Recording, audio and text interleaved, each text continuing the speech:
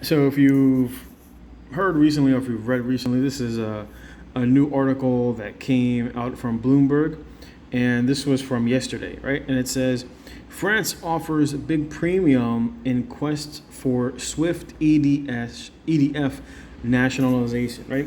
Is EDF, right? It's basically the largest energy company in France.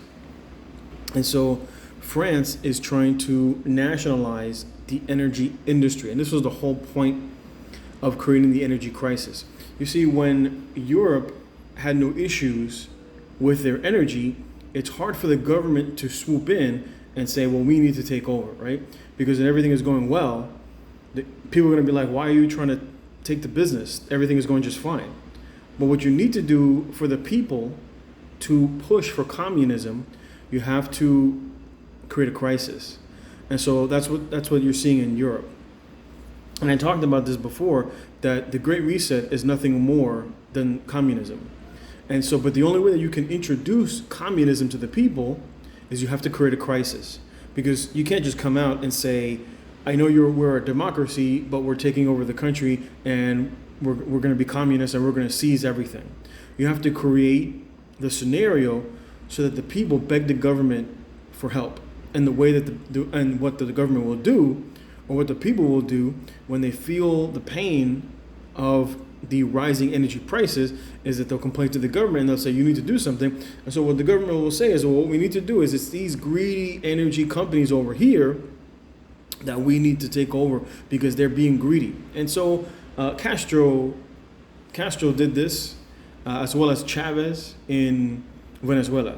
And I remember when I was in nursing school and my professor, she was from Spain, and we had a big discussion talking about this, how Chavez basically would take the profits from the energy company. Because remember, oil was one of the biggest commodities that Venezuela exported. And so that's where a lot of their money came. That's where a lot of their money came from. And unfortunately, they didn't diverse their exportations. And so when oil collapsed in price, the country collapsed. But what he did is he started seizing the profits of these companies. And so they couldn't reinvest into their energy sector, which is what you normally would do when you have a business. And your business starts to grow, more people want to move into the space, right? A perfect example was during the pandemic, right? And then a lot of states try to mandate nurses to have vaccines. And so some nurses said, I'm leaving. Some either retired, some quit, or some went to do travel nursing. And so what that did is it raised the price of travel nurses, because now you had a lot of nurses that were just leaving the industry altogether, causing nursing shortages.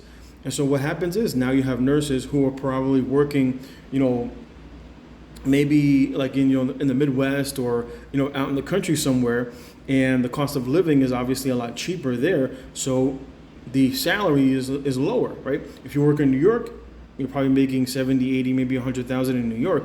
But if you live in someplace like in rural Pennsylvania, you're probably getting like, maybe 50 or 60,000, if that.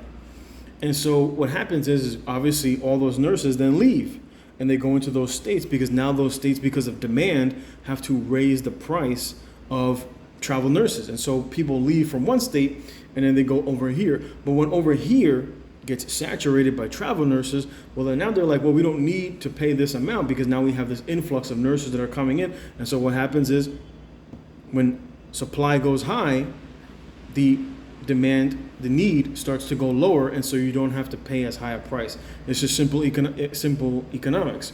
Now, when Europe decided to basically halt oil creation, and they started closing down a lot of their energy facilities, it created the energy crisis that we have right now.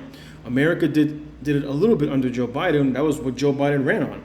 He spent, in the very beginning, he said, I'm going to shut down the oil industry and we're going to go green. And everybody applauded for it, and now we have an energy crisis, and now gas prices are high.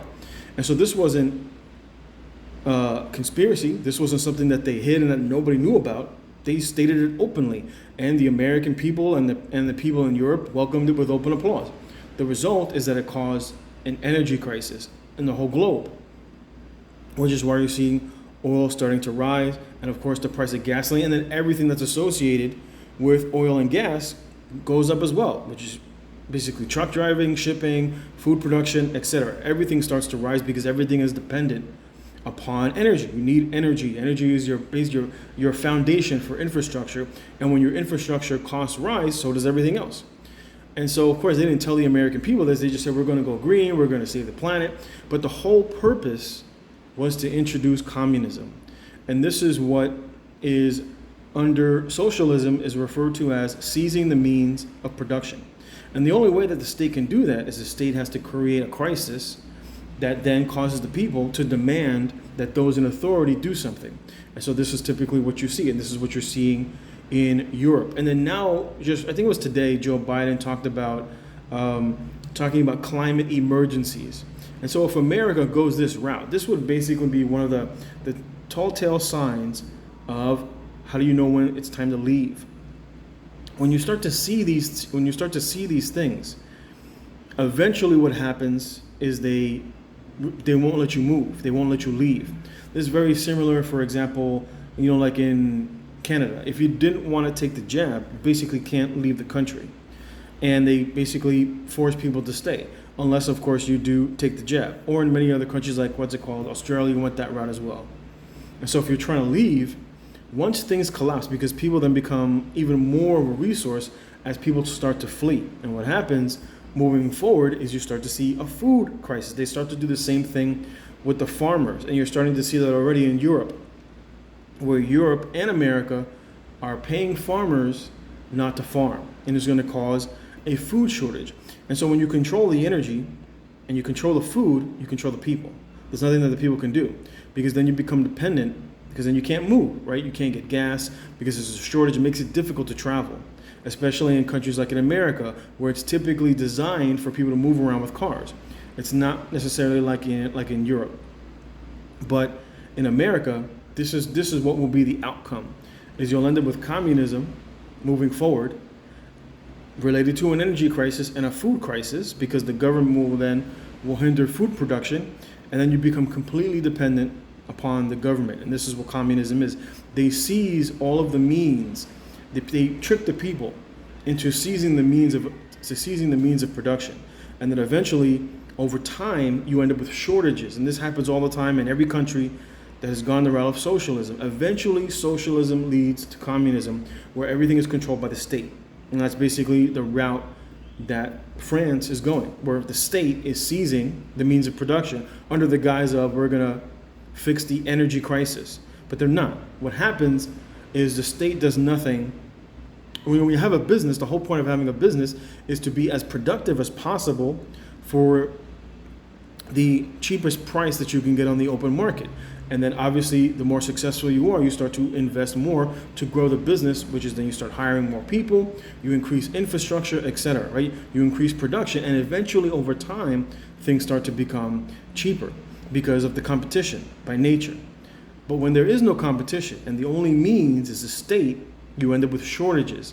And then when things become too short, the state seizes full authority over whatever is remaining, because the only way that they're able to keep their power, and this is what you see in Cuba, and it's the same thing that you see, for example, in Venezuela, where once a mighty nation, fifth wealthiest nation in the world, and now, of course, the people were eating out of garbage cans, and they were eating the animals in the zoo, and this is what happens. You eventually run out of other people's money, and then you run out of stuff because nobody wants to work. And that's all that an economy is. An economy is just either goods or services. And so moving forward, people work just enough so that they don't get executed by the state. And this causes shortages because the state does not hire the most productive. They don't hire the smartest people. Who they hire is they hire the most loyal. And of course, that leads to shortages, because what happens is people then work by force, and nobody is productive when they're forced to work. And this is what you see in China. This is why you have, and you see the same thing in Japan, what they refer to as the lying down, where the young people realize that there's no point. There's no point in working. And you see some of this also in America, where the young people don't want to be productive. And this is the tail end of socialism that results in communism. And this is the route that America and the entire West is going. That's why when you look at what the World Economic Forum, what their slogan is you will own nothing, right? And that's what communism is where the state seizes everything. They seize control of everything in the state, and you own nothing. And of course they say you will be happy. At least that's what they tell you, because you will own nothing and you'll basically be forced labor.